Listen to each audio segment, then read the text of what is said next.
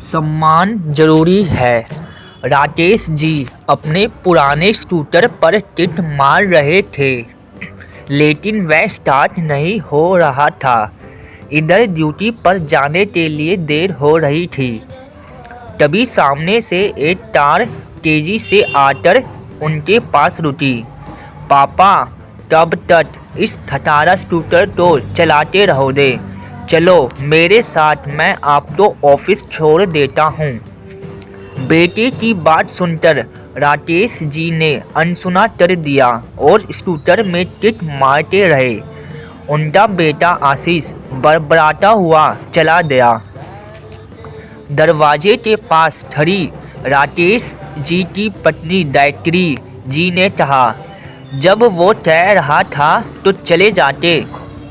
राकेश जी ने रुमाल निकालकर माथे का पसीना पोंछा और बोले, दोबारा कभी उसकी वकील बनने की कोशिश मत करना।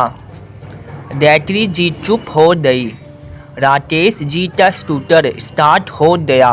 उन्होंने एक बार गायत्री जी की ओर देखा और ऑफिस के लिए निकल पड़े। अभी 2 साल पहले ही आशीष की शादी थी। शादी के बाद से ही आशीष और उसकी पत्नी शैलजा का व्यवहार बदल गया। दोनों अलग हो गए। वो तो अच्छा हुआ राकेश जी ने बेटे की बात मानकर जॉब नहीं छोड़ी, वरना आज भूखे मरते। इधर शाम को जब आशीष घर पहुंचा तो शैलजा गुस्से से बोली, ओ दई ठसल्ली बेइज्जती कराकर दिल्ली में सब देख रहे थे और तुम्हारे पापा जैसे उन्होंने तो सोचा ही रखा है तुम्हारी बेइज्जती करने का। आशीष को भी गुस्सा आ रहा था। वो बोला, तुम ठीक कह रही हो, मैं कल ही मकान ढूंढता हूँ। अब हम यहाँ नहीं रहेंगे। 2 दिन बाद ही वो अपने नए घर में शिफ्ट हो गए। गायत्री जी रो रही थी। अलग था तो क्या हुआ, कम से कम सामने तो था।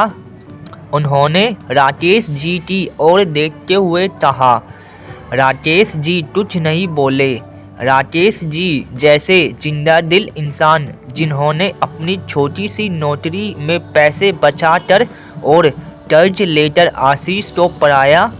जब वह सरकारी ऑफिसर बना तो राकेश जी को लगा जैसे उनका जीवन सफल हो गया।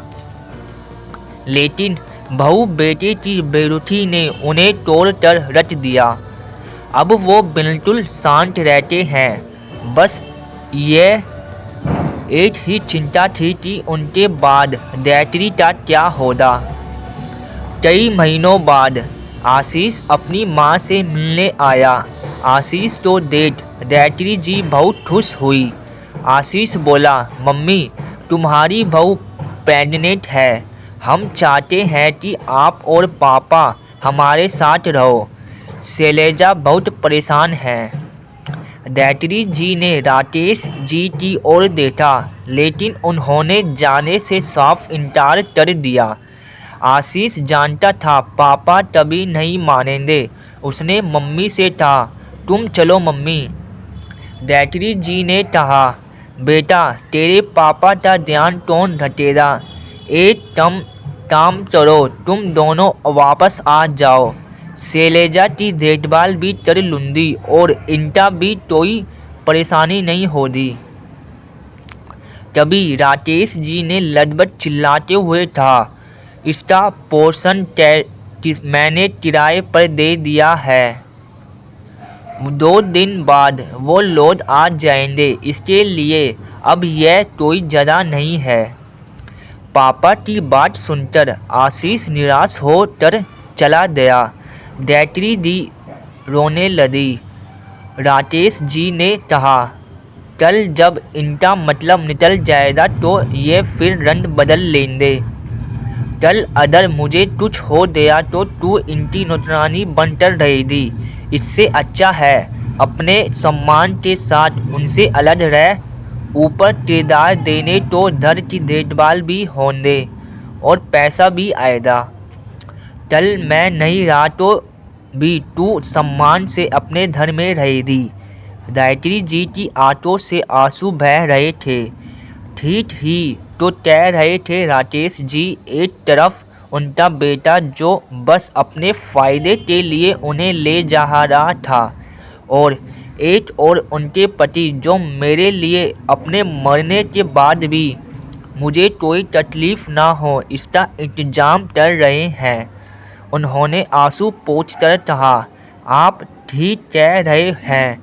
जो अपना होता तो हमें छोड़कर नहीं जाता। आज मैं नई ज़िंदगी की शुरुआत करते हैं, जहां बस हम दोनों एक दूसरे का साथ निभाएंगे। यह सुनकर राकेश जी के चेहरे पर कई साल बाद आज मुस्कुराहट आई थी। ये कहानी का शीर्षक है, हर किसी को सम्मान ज़रूरी होता है, अपने सम्मान से समझौता ना करें। इस वीडियो पे हाइप कर देना।